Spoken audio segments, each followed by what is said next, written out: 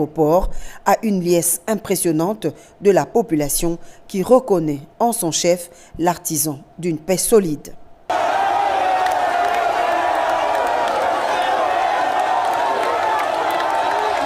La population congolaise, tel un seul homme, a tenu à exprimer son indéfectible soutien au chef de l'État qui s'est investi depuis des années dans un marathon politico-diplomatique de sortie de guerre. Dans les rues de Kinshasa, c'était l'euphorie totale.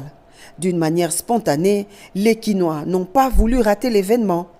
Ils se sont massés le long des artères sous un soleil de plomb pour voir et encourager par des acclamations frénétiques celui qui vient de signer l'acte dont les clauses vont à coup sûr mettre fin à plusieurs décennies de guerre dans l'est de la RDC.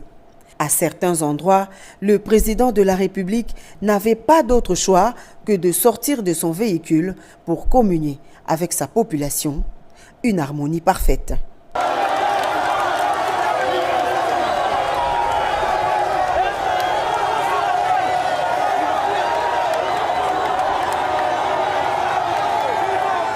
Des drapeaux du pays hissés en signe de patriotisme, des chants de joie résonnaient à travers les rues de la capitale.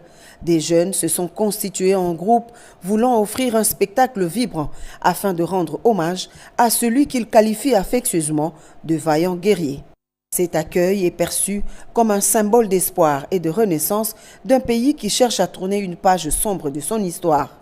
L'accord signé entre la RDC et le Rwanda marque un pas décisif au rétablissement de l'autorité de l'État sur l'ensemble du territoire national et ouvre une nouvelle ère de prospérité partagée pour les populations de la région des Grands Lacs.